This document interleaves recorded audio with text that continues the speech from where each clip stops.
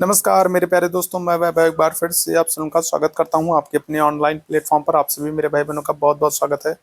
Current affair के morning session में मैं वैभव आप सभी मेरे भाई बहनों का बहुत बहुत स्वागत करता हूं। जितने मेरे भाई बहन जुड़ते चल रहे हैं, आप सभी लोगों से निवेदन करूंगा कि सेशन को लाइक कर दिएगा, शेयर कर दिएगा। चैनल पर पहली बार होंगे तो सब्सक्राइब कर लिएगा। चलिए शुरू करते हैं इसी के साथ आज की क्लास को। पहला प्रश्न आपके सामने है। प्रतिवर्ष लगभग 48 टन सोने का उत्पादन करने वाली दुनिया की सबसे बड़ी ग्रासबर्ग खदान किस देश में स्थित है? तो बताइएगा। पहला प्रश्न आपके सामने है। हर साल 48 टन सोने का उत्पादन करने वाली ये दुनिया की सबसे बड़ी खदान है, ग्रासबर्ग खदान है। और ये आपको किस देश में देखने को मिलेगी? दुनिया का में 48 टन सोना, ठीक है, सबसे ज्यादा उत्पादन करने वाली ये सबसे बड़ी खदान है। और ये कहाँ पर है? श्रीलंका, मलेशिया, ब्राजील या फिर इंडोनेशिया। तो करेक्ट आंसर क्या कर देंगे? तो आप आंसर कर दोगे ऑप्शन संख्या डी। आंसर कर दोगे ऑप्शन संख्या डी हो जाएगा, इंडोनेशिया। ठीक है, याद रखिएगा ऑप्शन संख्या क्या हो जाएगा? डी बिल्कुल करेक्ट हो जाएगा। इंडोनेशिया में अगर हम लोग बात करें तो इंडोनेशिया में आपको माउंट ब्रोमो, इसके अलावा सुमेरु सुमेरु क्राकातोआ क्राकातोआ ये सब ज्वालामुखी आपको इंडोनेशिया में देखने को मिल जाएंगे। ठीक है, क्या हो जाएगा? तो ये सब ज्वालामुखी कहाँ पर है? तो ये सब ज्वालामुखी इंडोनेशिया में आपको देखने को मिल जाएंगे। माउंट ब्रोमो, सुमेरु, क्राकातोआ ये सब ज्वालामुखी कहाँ पर है? इंडोनेशिया में। और इंडोनेशिया में सबसे बड़ी ग्रासबर्ग खदान है जो हर साल प्रतिवर्ष 48 टन सोने का उत्पादन करती है। ठीक है, अच्छा, इसके साथ ही साथ आप याद रखेंगे इंडोनेशिया में अगर हम लोग बात करें तो दो द्वीप आपको देखने को मिलेंगे। एक आपको जावा देखने को मिलेगा, जावा द्वीप है, और एक सुमात्रा है। ठीक है, तो दो द्वीप आपको देखने को मिलेंगे, जावा और सुमात्रा। अगर इनके बीच में बात करें तो इनके बीच में सुंडा जल संधि है। जावा और सुमात्रा के बीच में क्या है? तो जावा और सुमात्रा के बीच में सुंडा जल संधि है, ये आप याद रखेंगे। ठीक है, साथ ही साथ इंडोनेशिया में अगर हम लोग बात करें तो आपको एक द्वीप देखने को मिलेगा जिसका नाम है बोर्नियो। ठीक है, क्या है? तो इंडोनेशिया में आपको एक द्वीप देखने को मिलेगा जिसका नाम है बोर्नियो द्वीप। और ये याद रखेंगे, जो बोर्नियो द्वीप है ये एशिया में सबसे बड़ा द्वीप है। ठीक है, क्या है? तो एशिया महाद्वीप में अगर आपसे पूछा जाए तो एशिया में सबसे बड़ा द्वीप कौन सा है? तो आप आंसर करोगे एशिया में सबसे बड़ा द्वीप जो है वो बोर्नियो द्वीप है। और ये बोर्नियो द्वीप कहाँ पर है? तो ये इंडोनेशिया में। ठीक है, याद रखिएगा।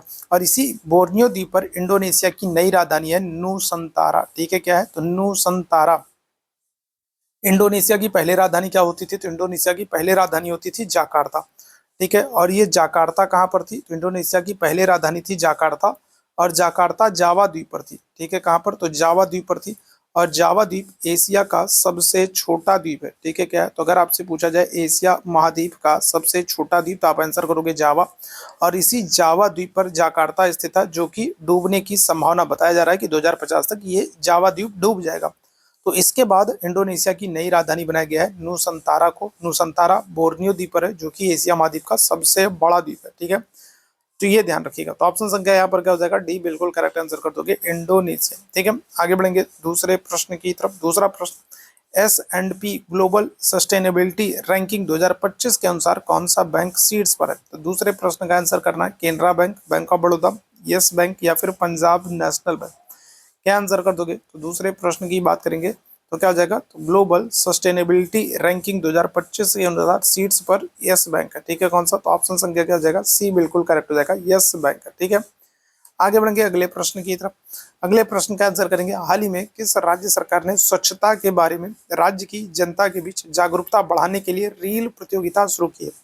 तीसरे प्रश्न का आंसर करेंगे सभी मेरे भाई बहन। क्या कह रहा है? तो किस राज्य सरकार ने स्वच्छता के बारे में राज्य की जनता के बीच जागरूकता बढ़ाने के लिए रील प्रतियोगिता। अच्छा, अगर आपसे स्वच्छ भारत मिशन पूछ ले, अगर आपसे स्वच्छ भारत मिशन पूछ ले कि स्वच्छ भारत मिशन की शुरुआत कब हुई है, अगर आपसे पूछा जाए स्वच्छ भारत मिशन की शुरुआत मोदी जी ने कब की थी, तो आप आंसर करोगे 2014 में की थी। और याद रखना है जो इंदौर है ये 7वीं बार भारत का सबसे स्वच्छ शहर बना है। सर क्या होगा? तो इंदौर जो है ये 7वीं बार सबसे स्वच्छ शहर बना है भारत का 7वीं बार सबसे स्वच्छ शहर कौन? इंदौर बन गया। स्वच्छ भारत मिशन की शुरुआत कब हुई है? 2014 में। इस प्रश्न की बात करेंगे, करेक्ट आंसर कर दोगे मध्य प्रदेश। ठीक है, क्या कर दोगे? मध्य प्रदेश कर दोगे। ठीक है, मध्य प्रदेश में इंदौर जो ये शहर है, यहाँ पर याद रखिएगा 2023 में प्रवासी दिवस सम्मेलन का आयोजन किया। ठीक है, क्या किया गया? तो 2023 में यहाँ पर प्रवासी दिवस सम्मेलन का आयोजन किया गया। ठीक है, प्रवासी दिवस सम्मेलन का आयोजन किया गया। ठीक, साथ ही साथ आपको याद रखना है क्या, आपको अगर हम लोग बात करें तो उज्जैन याद रखना है, ठीक है, क्या उज्जैन याद रखना है। और उज्जैन में विश्व की पहली वैदिक घड़ी लगाई गई, ठीक है, क्या होगा, तो विश्व की पहली वैदिक घड़ी अगर आपसे पूछा जाए, विश्व की पहली वैदिक घड़ी अगर आपसे पूछा जाए तो विश्व की पहली वैदिक घड़ी जो है ये आपको कहाँ पर, तो ये आपको उज्जैन में देखने को मिलेगी, ठीक है, याद रखेंगे। तो ऑप्शन संख्या क्या हो जाएगा, तो ऑप्शन संख्या यहाँ पर बी आंसर करोगे, मध्य प्रदेश, ठीक है। चलिए आगे बढ़ेंगे अगले प्रश्न की तरफ। अगला प्रश्न, हाल ही में कितने वर्षों के बाद केप गिद्ध को दक्षिण अफ्रीका के पूर्वी केप प्रांत में देखा गया। इस प्रश्न का आंसर करिएगा क्या हो जाएगा, तो हाल ही में कितने वर्षों के बाद जो केप गिद्ध होते हैं ये भी चर्चा में थे और इनको दक्षिण अफ्रीका के पूर्वी केप प्रांत में देखा गया था। क्या आंसर करिएगा, 10 वर्ष, 15 वर्ष, 20 वर्ष, 30 वर्ष, क्या आंसर कर दोगे, तो करेक्ट आंसर हो जाएगा 30 वर्ष, ठीक है, कितने, तो 30 वर्षों बाद देखा गया, ठीक है। दक्षिण अफ्रीका में अगर हम लोग बात करें तो दक्षिण अफ्रीका की आपको 3 राजधानियां देखने को मिलेगी, ठीक है। अगर आपसे प्रशासनिक राजधानी पूछा जाए तो प्रशासनिक राजधानी आप कहोगे प्रीटोरिया, ठीक है, क्या कहोगे, तो प्रशासनिक राजधानी कहोगे प्रीटोरिया, ठीक है। विधायी राजधानी अगर हम लोग बात करेंगे तो विधायी राजधानी क्या हो जाएगा, तो विधायी राजधानी आप कहोगे केपटाउन, ठीक है, क्या हो जाएगा, तो विधायी राजधानी है केपटाउन, ठीक है। और न्यायिक राजधानी अगर आपसे पूछा जाए तो न्यायिक राजधानी आप क्या करोगे, तो न्यायिक राजधानी आप कहोगे ब्लोएम फांटिन, ठीक है, क्या है, तो ब्लोएम ब्लोएम फांटिन जो है तो ये न्यायिक राजधानी है, ठीक है। दक्षिण अफ्रीका में अगर हम लोग बात करें तो सबसे लंबी नदी कौन सी होगी, सबसे दक्षिण अफ्रीका में सबसे लंबी नदी अगर आपसे पूछा जाए दक्षिण अफ्रीका की सबसे लंबी नदी, तो आप आंसर करोगे ऑरेंज नदी। अफ्रीका नहीं पूछ रहा हूँ, अफ्रीका महाद्वीप नहीं कह रहा हूँ, दक्षिण अफ्रीका कह रहा हूँ। तो दक्षिण अफ्रीका की अगर हम लोग बात करेंगे तो दक्षिण अफ्रीका की सबसे लंबी नदी कौन सी है, ऑरेंज नदी, ठीक है।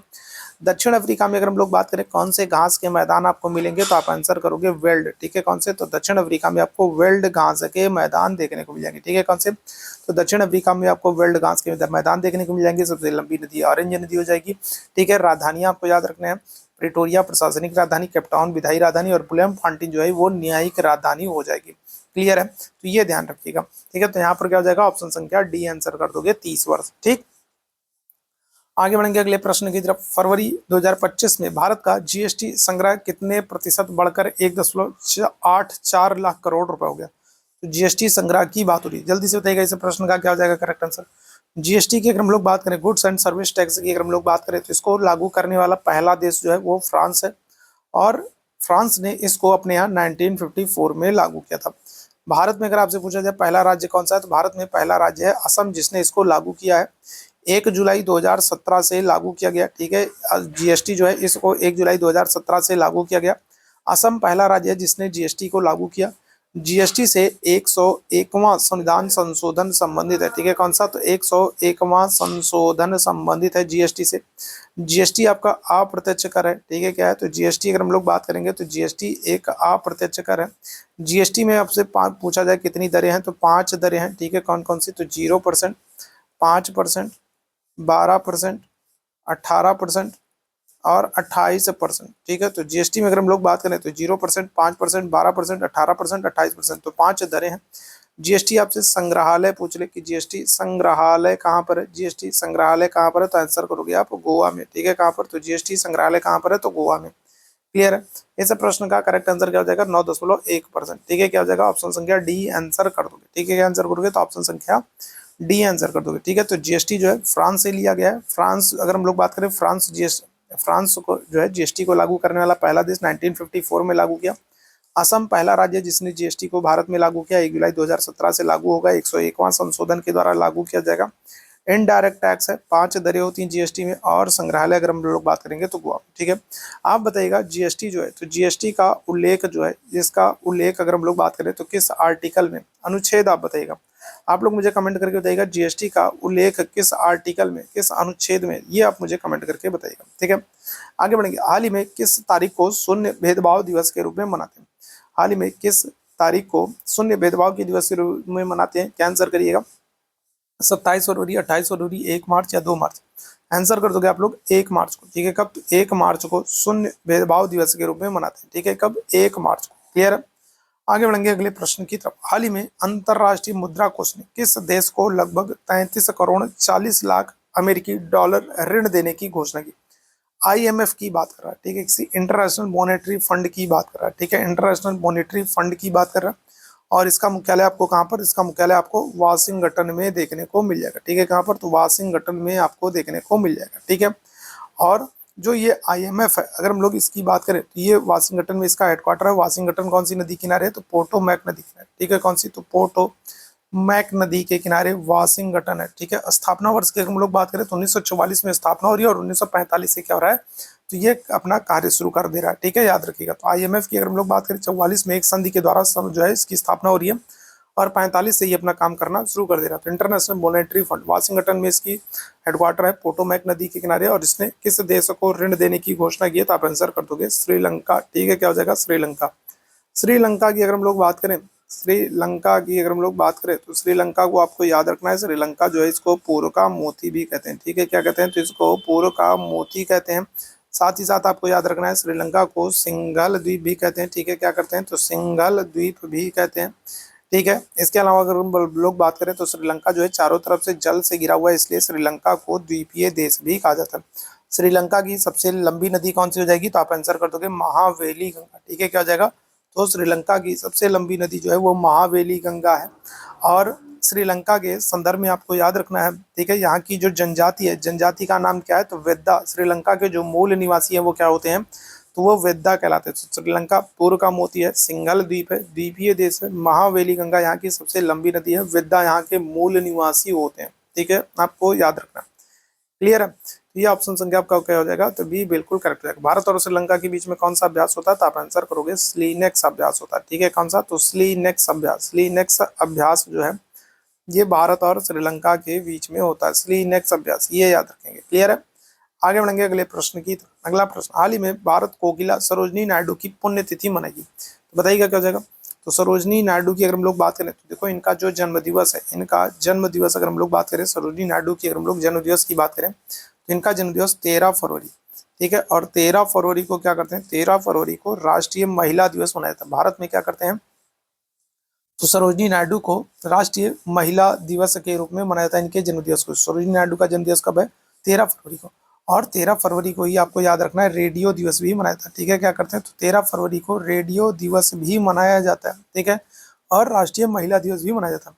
ठीक है, सरोजनी नायडू के जन्म दिवस को। सरोजनी नायडू की अगर हम लोग बात करें तो ये भारत की अगर हम लोग बात करें, भारतीय राष्ट्रीय कांग्रेस की पहली भारतीय महिला अध्यक्ष थी। ठीक है, क्या थी, तो भारतीय राष्ट्रीय कांग्रेस की पहली भारतीय महिला अध्यक्ष, पहली भारतीय महिला अध्यक्ष आपसे पूछा जाए कांग्रेस की। ठीक है, भारतीय राष्ट्रीय कांग्रेस की पहली भारतीय महिला अध्यक्ष कौन थी, सरोजनी नायडू थी, जिन्होंने 1925 के कानपुर अधिवेशन की अध्यक्षता की थी। ठीक है, कौन से, तो 1925 के कानपुर अधिवेशन की अध्यक्षता की थी सरोजनी नायडू ने।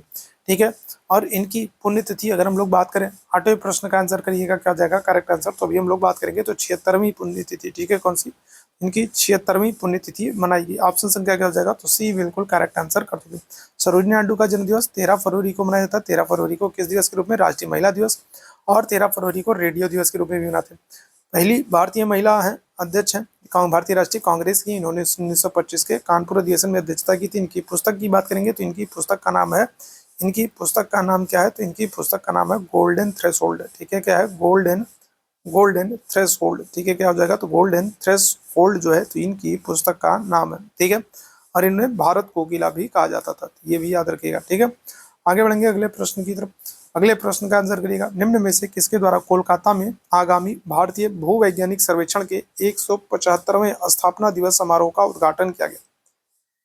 इस प्रश्न का आंसर करेंगे 9वें प्रश्न को। 9वें प्रश्न का आंसर है, क्या कह रहा है, आपसे कह रहा है किसके द्वारा कोलकाता में आगामी भारतीय भूवैज्ञानिक सर्वेक्षण के 175वें स्थापना दिवस समारोह का उद्घाटन किया गया।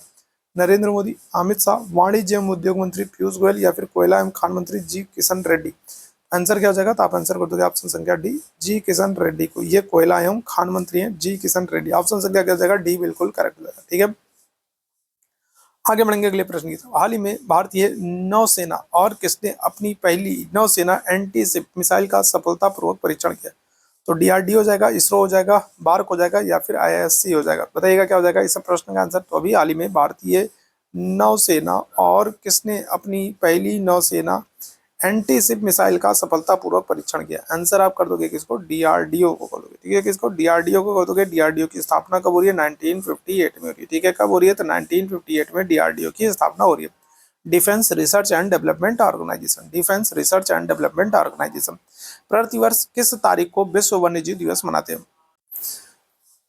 प्रतिवर्ष किस तारीख को विश्व वन्य जीव दिवस मनाया जाता है? क्या हो जाएगा? इस प्रश्न का आंसर करेंगे तो हर साल हम लोग विश्व वन्य जीव दिवस कब मनाते हैं? क्या आंसर कर देगा? तो आप आंसर कर दोगे 3 मार्च को। ठीक है, कब? 3 मार्च को। अगर आपसे पूछ ले वन्य वन्य जीव सुरक्षा अधिनियम कब आया? अगर आपसे पूछ ले वन्य जीव सुरक्षा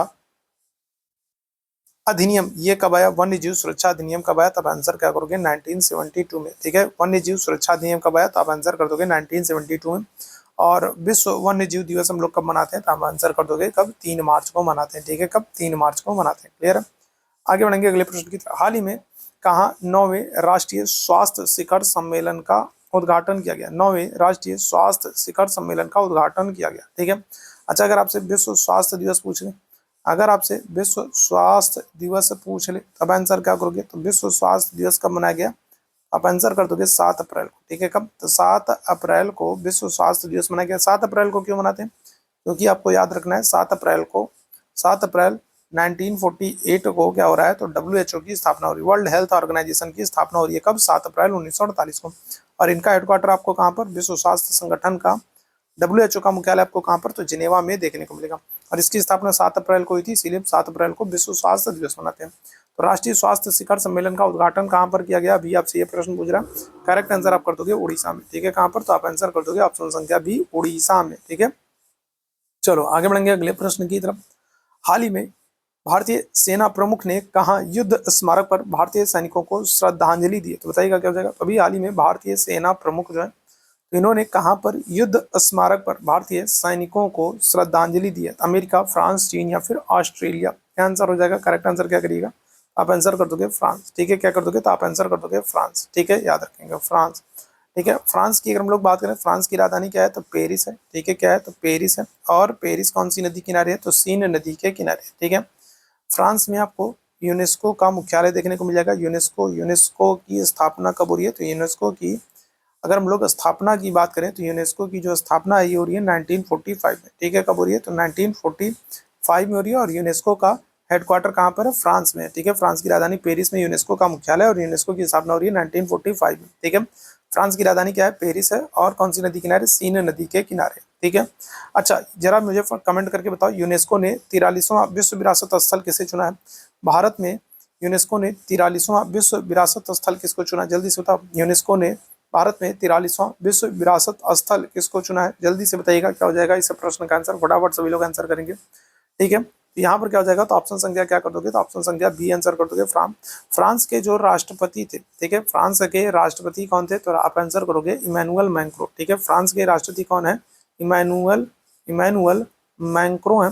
और इनको आप याद रखोगे, इमैनुअल मैक्रो जो है तो ये 2025 में मुख्य अतिथि थे गणतंत्र दिवस पर। ठीक है, क्या थे? तो 2025 में मुख्य अतिथि थे। 2025 में मुख्य अतिथि थे कब? गणतंत्र दिवस पर, ये याद रखिएगा। ठीक है, क्या हो जाएगा? तो 2025 में मुख्य अतिथि थे गणतंत्र दिवस पर, ये याद रखेंगे। ठीक है, ऑप्शन संख्या क्या हो जाएगा? बी बिल्कुल करेक्ट हो जाएगा। आगे बढ़ेंगे। हाल ही में बिहार की अर्थव्यवस्था 2023-24 में बढ़कर कितने लाख करोड़ रुपए हो गए? 2000 अगर हम लोग बात करें, अभी बिहार का बजट पेश हुआ है, बिहार के वित्त मंत्री ने बजट को पेश किया है। और यहाँ पर आपसे प्रश्न बिहार से बन रहा है कि बिहार की अर्थव्यवस्था 2023-24 से बढ़कर कितने लाख करोड़ रुपए हो गई? क्या आंसर कर देंगे? करेक्ट आंसर क्या हो जाएगा? तो आप आंसर कर दोगे 8.54 लाख करोड़ रुपए। ऑप्शन संख्या क्या हो जाएगा? ऑप्शन संख्या बी बिल्कुल करेक्ट आंसर हो जाएगा। ठीक है, आगे बढ़ेंगे अगले प्रश्न की तरफ। हाल ही में किस राज्य में भारतीय कृत्रिम अंग निर्माण निगम एलिम्को ने अपना पहला, अब एलिम्को जो है इसने अपना पहला सहायक उत्पादन केंद्र स्थापित किया? तो बताइएगा क्या हो जाएगा? कहाँ पर कर रहा है? और पहला सहायक उत्पादन केंद्र स्थापित कर रहा है, तो महत्वपूर्ण हो जाएगा। एलिम्को क्या है? तो एलिम्को एक कंपनी है जो क्या करती है, जो आर्टिफिशियल जो है मानव अंगों का निर्माण करती है। जैसे बहुत सारे लोग हैं जिनका हाथ कट गया, जिनका पैर कट गया, या फिर जो लोग दिव्यांग हैं, तो उनके लिए क्या करती है? तो उनके लिए आर्टिफिशियल जो है अंग, कृत्रिम अंग का निर्माण करती है एलिम्को कंपनी। ठीक है, तो इसने अपना पहला उत्पादन केंद्र कहाँ पर स्थापित किया है? क्या आंसर कर दोगे? तो करेक्ट आंसर आप कर दोगे त्रिपुरा में। ठीक है, कहाँ पर? तो आप आंसर कर दोगे त्रिपुरा में। ऑप्शन संख्या क्या हो जाएगा? तो डी बिल्कुल करेक्ट आंसर हो जाएगा। ठीक है, आगे बढ़ेंगे अगले प्रश्न की तरफ। भारत के किस राज्य में गारो पहाड़ियां स्थित है? तो क्या हो जाएगा? गारो पहाड़ी, तो आपको पता है गारो हो गई। ठीक है, गारो पहाड़ी हो गई, ठीक है। खासी पहाड़ी हो गई, गारो, खासी, जैंतिया, ये सब पहाड़ियां आपको कहाँ पर, गारो, खासी, जैंतिया, ये सब पहाड़ियां आपको कहाँ पर देखने को मिलेंगी, आप आंसर कर दोगे मेघालय में, ठीक है। कहाँ पर, मेघालय में।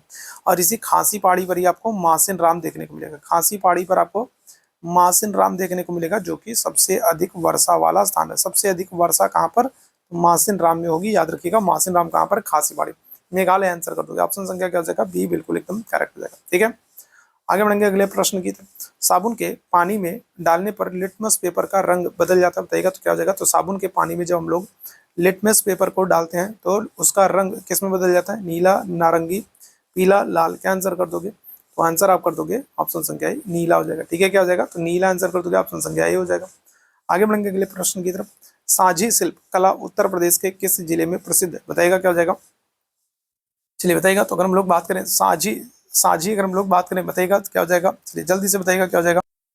चलिए इस प्रश्न का क्या हो जाएगा करेक्ट आंसर, तो आप आंसर कर दोगे मथुरा, ठीक है। क्या कर दोगे, तो साझी शिल्प कला अगर हम लोग बात करेंगे तो ये उत्तर प्रदेश के किस जिले में प्रसिद्ध है, आप आंसर कर दोगे मथुरा, ठीक है। ऑप्शन संख्या क्या हो जाएगा, तो सी आंसर कर दोगे, ठीक है। मथुरा में आपको मयूर संरक्षण केंद्र भी देखने को मिल जाएगा, ठीक है। क्या हो जाएगा, मथुरा में मयूर संरक्षण केंद्र आपको देखने को मिलेगा। साथ ही याद रखेंगे मथुरा में आपको तेल शोधनशाला, ऑयल रिफाइनरी भी आपको देखने को मिलेगी, ठीक है। क्या हो जाएगा, तो मथुरा में आपको तेल शोधनशाला, ऑयल रिफाइनरी भी आपको देखने को मिलेगी। मयूर संरक्षण केंद्र जो है ये भी आपको मथुरा में देखने को मिलेगा। और उत्तर प्रदेश में सबसे क्या हो जाएगा, तो सबसे कम वर्षा वाला जिला, ठीक है। सबसे कम वर्षा वाला जिला जो है वो भी क्या हो जाएगा, तो आपका मथुरा हो जाएगा। उत्तर प्रदेश में सबसे कम वर्षा जो होती है वो कहाँ पर, तो वो मथुरा, ठीक है। और अभी होली का सीजन चल रहा है, तो आपको याद रखना है जो लठ मार होली है, ठीक है। लठ मार होली जो है, लठ मार होली और हुरंगा मेला, ठीक है। होली के टाइम पर ये होता है, होली के टाइम पर ये होता है, तो ये आपको कहाँ पर, तो ये आपको मथुरा में देखने को मिलेगा। लठ मार होली और हुरंगा मेला जो है ये आपको मथुरा में देखने को मिलेगा, ठीक है। चलिए आगे बढ़ेंगे अगले प्रश्न की तरफ। मोहिनी अट्टम एक पारंपरिक नृत्य है जो भारत के किस राज्य में उत्पन्न हुआ, क्या हो जाएगा, तो मोहिनी अट्टम अगर हम लोग बात करें तो मोहिनी अट्टम किस राज्य का पारंपरिक नृत्य, क्या आंसर कर दोगे, तो आप आंसर कर दोगे केरल को, ठीक है। किसको, ऑप्शन संख्या सी, केरल के संदर्भ में अगर हम लोग बात करें, केरल के संदर्भ में अगर हम लोग बात करें तो यहाँ पर आपको दो नृत्य देखने को मिलेंगे। एक तो आपको मोहिनी अट्टम देखने को मिलेगा, ठीक है। कौन सा, तो एक आपको मोहिनी अट्टम देखने को मिलेगा और दूसरा आपको कथकली देखने को मिलेगा, ठीक है। क्या हो जाएगा, कथकली देखने को मिलेगा, ठीक है। केरल में ही आपको याद रखना है, केरल में आपको ओणम उत्सव का आयोजन कहाँ पर होता है, तो केरल में ओणम उत्सव का आयोजन केरल में होता है। केरल की अगर हम लोग बात करें तो केरल में आपको मोहिनी अट्टम और कथकली ये आपको देखने को मिल जाएगा। केरल की भाषा आपको क्या होगी, तो मलयालम देखने को मिलेगी। केरल में कौन सी भाषा बोली जाती है, तो आप आंसर करोगे मलयालम भाषा बोली जाती है, ठीक है। केरल में आपको वेम्बनाड झील देखने को मिलेगी, जो कि भारत की सबसे लंबी झील है। केरल में आपको वेम्बनाड झील और अष्टमुडी झील देखने को मिलेगी, ठीक है। वेम्बनाड झील और अष्टमुडी झील देखने को मिलेगी। और ये वेम्बनाड झील जो है, तो ये क्या है, तो ये भारत की सबसे लंबी झील है, ठीक है। कौन सी, वेम्बनाड झील। केरल में आपको साइलेंट वैली देखने को मिलेगा, ठीक है। क्या होगा, तो साइलेंट वैली आपको देखने को मिल जाएगा केरल में। शांत घाटी देखने को मिलेगा जो कि जैव विविधता के लिए फेमस है। केरल में आपको शांत घाटी, साइलेंट वैली देखने को मिलेगा जो कि जैव विविधता के लिए फेमस है, ठीक है। तो ये सारी चीजें आप केरल के संदर्भ में याद रखेंगे। ऑप्शन संख्या सी बिल्कुल करेक्ट हो जाएगा। आगे बढ़ेंगे और आज के आखिरी प्रश्न की बात करेंगे। अंटार्कटिका में भारत के दूसरे अस्थायी अनुसंधान केंद्र का नाम क्या है, तो अंटार्कटिका की अगर हम लोग बात करें, दक्षिणी ध्रुव अंटार्कटिका पर भारत के 3 शोध केंद्र हैं। कौन कौन से, तो एक आप आंसर करोगे दक्षिणी गंगोत्री है, ठीक है। कौन सा, तो एक है दक्षिणी गंगोत्री। इसके अलावा अगर हम लोग बात करें, एक है मैत्री, ठीक है। और एक कौन सा है, और एक है भारती। तो भारत के 3 शोध केंद्र आपको देखने को मिलेंगे, दक्षिणी गंगोत्री, मैत्री और भारती, ठीक है। तो यहाँ पर अगर हम लोग बात करें तो भारत के दूसरे स्थायी केंद्र की बात कर रहा है, तो आप आंसर क्या कर दोगे, आप आंसर कर दोगे मैत्री। ऑप्शन संख्या क्या हो जाएगा, तो ऑप्शन संख्या बी बिल्कुल करेक्ट हो जाएगा, ठीक है। जो अंटार्कटिका है या फिर कहेंगे दक्षिणी जो ध्रुव है, उस पर भारत के 3 शोध केंद्र हैं, दक्षिणी गंगोत्री, मैत्री और भारती। और याद रखिएगा जो अंटार्कटिका है, अंटार्कटिका को विज्ञान के लिए समर्पित महाद्वीप कहते हैं, ठीक है। क्या करते हैं, तो अंटार्कटिका को विज्ञान के लिए समर्पित महाद्वीप कहते हैं, ठीक है। क्या करेंगे, तो विज्ञान के लिए समर्पित महाद्वीप किसको कहते हैं, तो अंटार्कटिका को कहते हैं, ठीक है। या फिर कहेंगे दक्षिणी ध्रुव को। क्लियर है। तो ये था आज का महत्वपूर्ण सेशन। उम्मीद है सेशन आप लोगों को पसंद आया होगा। सेशन पसंद आया हो तो सेशन को लाइक कीजिएगा, शेयर कीजिएगा, चैनल पर पहली बार होंगे तो सब्सक्राइब कीजिएगा। चैट बॉक्स में आपको टेलीग्राम का लिंक दिख रहा होगा, टेलीग्राम चैनल से नहीं जुड़े होंगे तो जरूर जुड़ जाएगा, जहाँ पर आपको इस क्लास की PDF और बहुत सारी इंपॉर्टेंट अपडेट्स मिलती रहती हैं, ठीक है। तो डेली मॉर्निंग में हम लोग एक छोटा सा सेशन करते हैं करंट अफेयर का, जो कि आपके लिए काफी इंपॉर्टेंट होता है। तो जुड़ना ना भूला करिए और जाने से पहले सेशन को लाइक और शेयर जरूर कीजिएगा। तो अभी के लिए बस इतना ही करेंगे। थैंक यू सो मच आप सभी मेरे भाई बहनों को मेरे साथ जुड़ने के लिए। Thank you so much.